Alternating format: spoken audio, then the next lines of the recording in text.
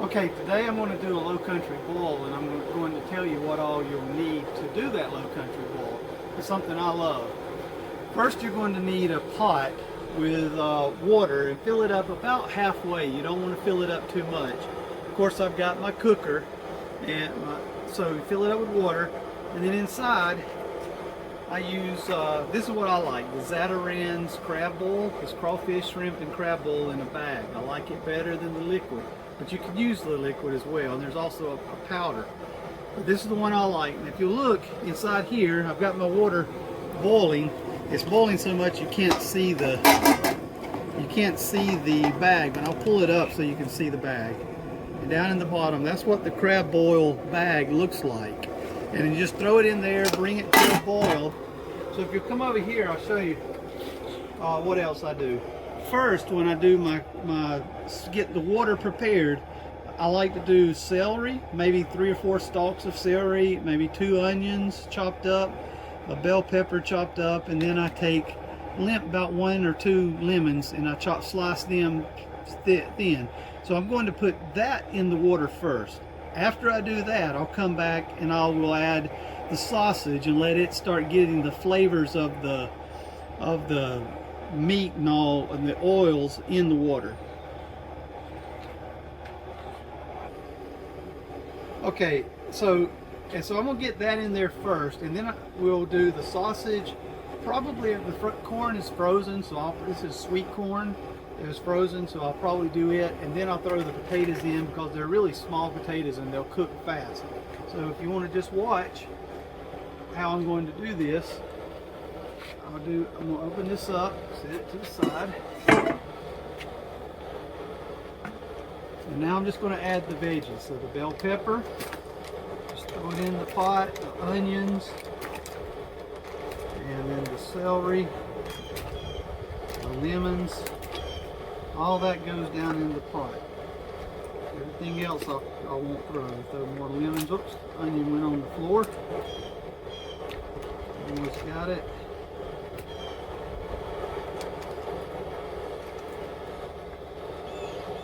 Okay, got one more onion here.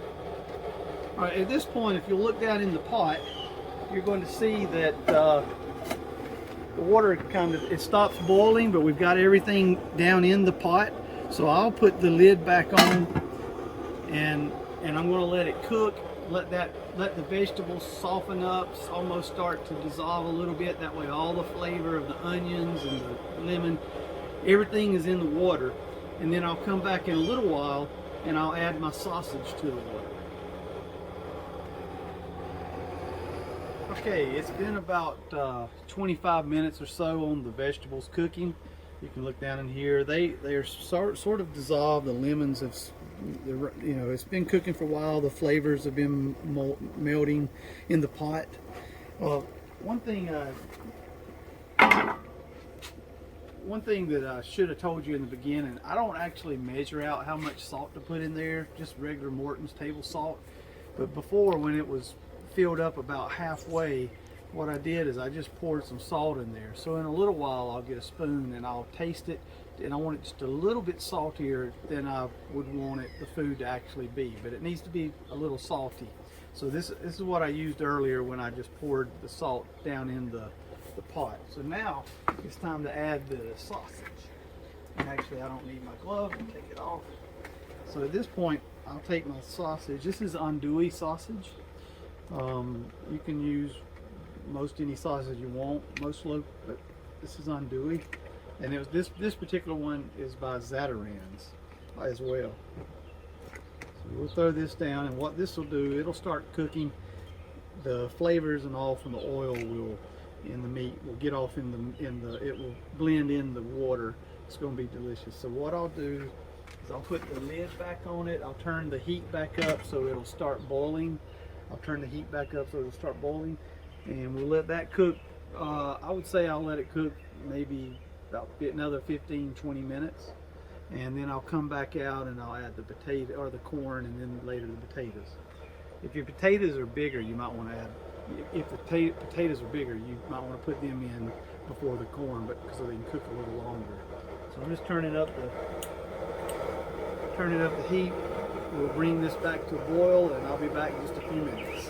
It's been about probably about 20 minutes on the sausage, maybe even a little more went in. But so at this point, what I want to do is test the water. I want to make sure that the water is salty enough. So I got a little spoon. I'll just open it up. Of course, you can see it down there still boiling away. And that's what you want. So what I'll do now is I'm just going to reach in and get a little bit of that out, and I want to see how salty it is. So I'll just taste it here.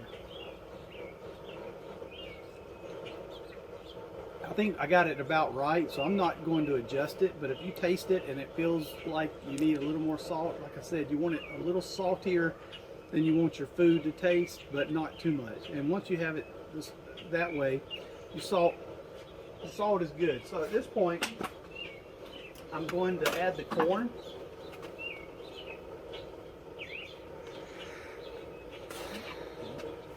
Look at me. Let's do it this way. All right. So I'll take this back off.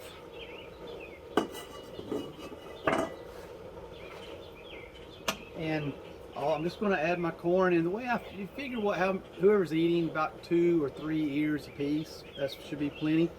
So just take my corn and put it in there. Be careful, it can splash up on you. It's really hot. And so you might want to look down in there just to see down in the pot. Alright.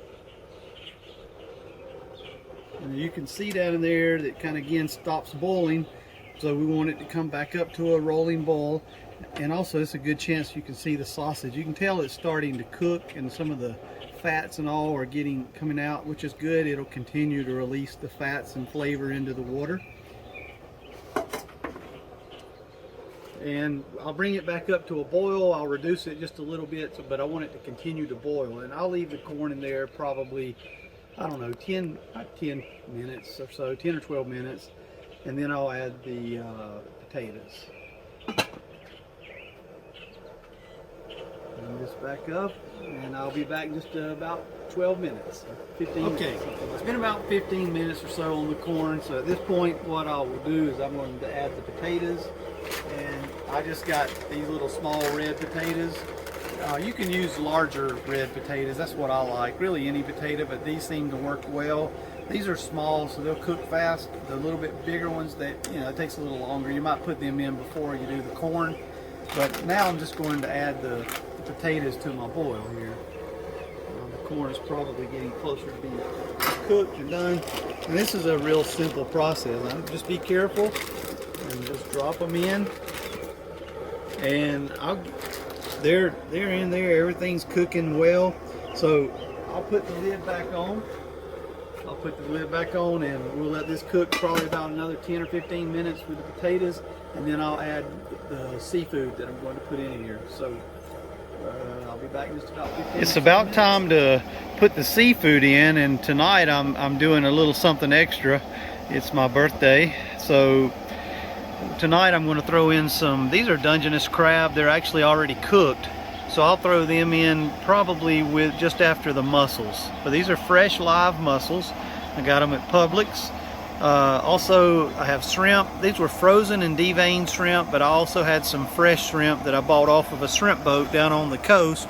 They're the ones with the heads on them, so I threw a few more in just so we'd have more shrimp. This will be what is going into the low country bowl in just a second. Okay, this has been cooking. I've had that in there. The potatoes have been going for about 10-15 minutes. I tasted one. It was ready. So they're small. They cook really fast. So everything inside the pot so far is ready to eat. Now I have. One thing I wanted to say before I get going. If you use the bag, a lot of times if you boil it and you boil it really hard, sometimes and continuously super hard, the bag will split open and it'll get all over everything. It's not going to hurt anything if it does. But it's better that the bag doesn't bust. So when you're stirring it or whatever, you don't want to bust the bag if you can help it.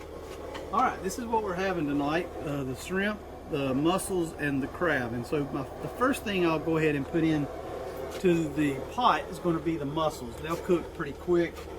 Then I'll throw the crab in. It's already cooked, and then the shrimp will be the last thing that I'll do. And one other little thing I'd like to add is, I did put a little more water in here because the evaporation had gotten low, and you want to make sure that your seafood that you put in there to cook is covered. So I did add probably about a gallon of water to this. All right, at this point, I'm going to throw the mussels down into the water. It'll, bring it back to a boil. All right, they're down in there. Now I'll just kind of poke them down, and they open up. They're probably already beginning to open, so it doesn't take long, and it's still boiling, so it's not going to take but a second to get them done. And just want it to come back to a little bit of a boil. And at this point, I'm going to go ahead and throw in my crab. They're cooked, but it'll at least warm them up. So we'll throw in some Dungeness crab, but if you have blue crab or some other king crab or snow crab, you can put any kind of crab you want. A lot of times I don't put crab in mine. This is just because it's my birthday. I'm throwing in a little something extra. All right, at this point I'll shut the lid just for a minute, let that come back to a boil, and then I will add the shrimp in there, cook it for a couple minutes, and we'll be done. It'll be ready to eat. Okay, if you'll notice, it's at a good rolling boil now, so it's time for the shrimp to go in. This has only been in here about 5 minutes, and that's plenty of time. The mussels probably are done. The crab's already warmed up.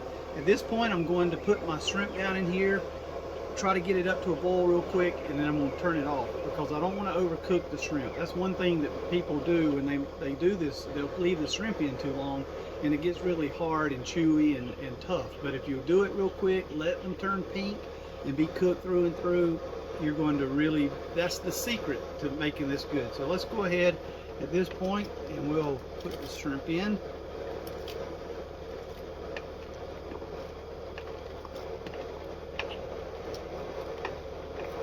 can look down in the pot there, you probably see, now you'll see how I kind of stir it around a little bit. All right.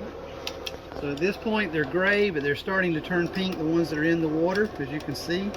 And what I want to do is try to get the shrimp under the water. See, that's why I added water a while ago, because it's a little bit thin on water.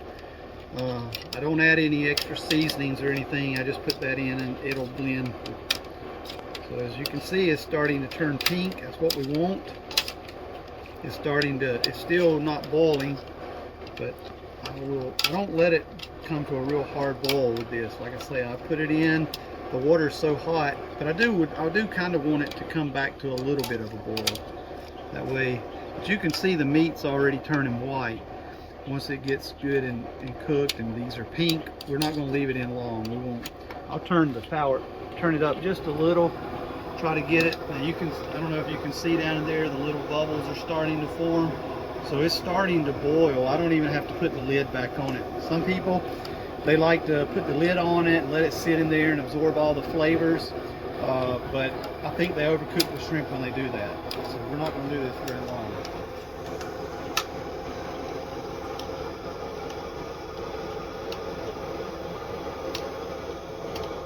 You can pause the video just for a second. Okay, it's time. They've only been in there just a couple minutes. It's starting to boil. I'm going to turn the gas off. At this point, the gas is off. You can see the shrimp. They're done. I mean, they are white through and through, totally cooked. They're still soft. They're not too hard. So at this point, all I'm going to do, I'm going to take it inside and pour it out on the table.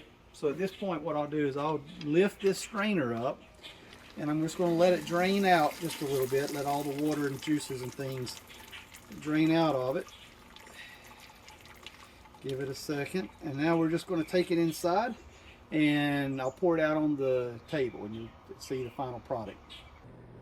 Okay, we're inside. I'm going to pour it in, and I'm going to put it on a couple things on the table, and I'll split it out. It drips, so if you do it inside, you might be careful. If you do, a lot of people will do these outside, get a picnic table, cover it in newspaper or plastic, just pour it on there, and everybody just stands around the table and eats. And I like that, that's fun.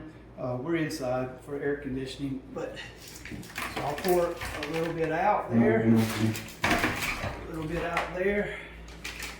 Just all I'm doing now is just trying to divide it up. Whoa, that got crazy.